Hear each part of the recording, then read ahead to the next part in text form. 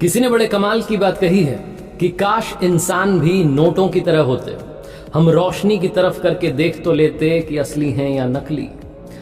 नमस्ते दोस्तों, मेरा नाम है आरजे कार्तिक। आपके लिए एक छोटी सी कहानी एक राजा की जो अपने अंगरक्षकों के साथ में, मंत्री के साथ में जंगल में गया था शिकार के लिए, और अपने अंगरक्षकों से, मंत्री से भटक गया था, दूर हो गया था, रास्ता भी भटक गया था। बहुत देर से घोड़ा दौड़ा रहा था लेकिन कहीं उसे रास्ता नहीं मिल रहा था। जंगल के बीच में उसे एक छोटी सी कुटिया दिखाई दी।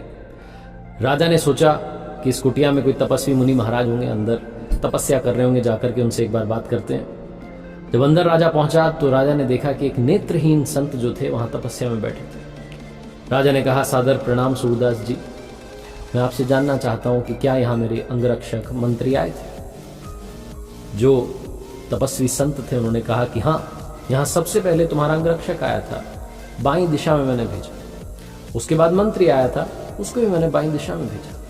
उसके बाद राजन आप आए हैं, आप भी बाईं दिशा में जाइएगा, सब लोग आपको मिल जाएंगे। जो कहा गया उन तपस्वी संत के द्वारा राजा ने वो फॉलो किया। घोड़े पर सवार हुआ, बाईं दिशा में लेफ्ट टर्न लेकर के चल दिया। जो ऑर्डर उन्होंने बताया था उसी ऑर्डर में लोग उसे मिले। राजा को पहले मंत्री मिला क्योंकि पीछे निकला था, उसके बाद में अंगरक्षक मिल गए जो बॉडीगार्ड साथ में गए थे। उन्होंने कहा कि महाराज, अब आप मिल ही गए तो आइए अब शिकार पर चलते हैं। शिकार तो हुआ नहीं है। राजा ने कहा नहीं, शिकार पर नहीं चलेंगे, क्योंकि राजा के दिमाग में एक सवाल दौड़ रहा था कि वो जो नेत्रहीन संत हैं, जिनको आंखें नहीं हैं, उन्होंने कैसे समझ लिया कि पहले अंगरक्षक आया, फिर मंत्री आया, फिर राजा आया। राजा सीधे उनकी कुटिया पर पहुंचे और जाकर के फिर से प्रणाम किया और पूछा कि एक दुविधा है, अगर उसका आप हल कर दें, बहुत देर से दिमाग में सवाल चल रहा है। आपने बताया कि सबसे पहले अंगरक्षक आया, आपने बाईं दिशा में भेजा, फिर मंत्री को भेजा, फिर मुझे भेजा। मैं समझ नहीं पा रहा हूं कि आपने पहचान कैसे की, आपको तो दिखाई नहीं देता। वो जो तपस्वी संत थे उन्होंने कहा कि राजन, सारा कमाल वाणी का है, बातों का है।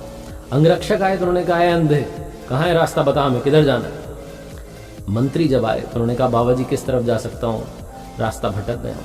और फिर जब आप आए तो आपने कहा, सादर प्रणाम सूरदास जी, बस मुझे रास्ता बता दीजिए। ऐसा बोल के आपने बोला और मैंने आपको भी रास्ता बता दिया। जिन शब्दों का चयन लोगों ने किया उस हिसाब से पता चलता है कि कौन से लोग यहां से गए, और इसीलिए मैंने आपको ये समझाया कि कौन पहले गया, कौन बाद में गया, और आपके बारे में बताया। राजा ने प्रणाम किया और बोला कि ये बहुत बड़ी बात आज आपने मुझे सिखा दी। छोटी सी कहानी है, कहानी खत्म हो गई, लेकिन आपको बस ये मैसेज देना चाहता था, ये बात समझाना चाहता था कि जिंदगी में, करियर में अगर आप आगे बढ़ना चाहते हैं, एक अच्छा इंसान बनना चाहते हैं, सिलेक्शन ऑफ वर्ड्स बहुत मैटर करता है। आप क्या शब्द बोल रहे हैं, आपने कौन से शब्दों का चुनाव किया है, किन वर्ड्स के साथ में आप लोगों को बुला रहे हैं, लोगों से जब बात कर रहे हैं तो क्या आपका कम्युनिकेशन स्टाइल है, बहुत मैटर करता है। आज की कॉम्पिटिटिव वर्ल्ड में कम्युनिकेशन इज द की। बहुत इंपॉर्टेंट है कि आप सही शब्दों का चुनाव करें, सिलेक्शन ऑफ वर्ड्स आपका बहुत अच्छा हो, उसके साथ में आप आगे बढ़ें। आधे काम तो ऐसे ही आसान हो जाते हैं, चाहे फिर आपको किसी इंटरव्यू में जाना हो, प्राइवेट जॉब में जाना हो, सरकारी में जाना हो, करियर में बड़ा आदमी बनना हो, बड़ा बिजनेसमैन बनना हो, कम्युनिकेशन बहुत इंपॉर्टेंट है। और कम्युनिकेशन की बात आती है तो शब्द बहुत इंपॉर्टेंट है।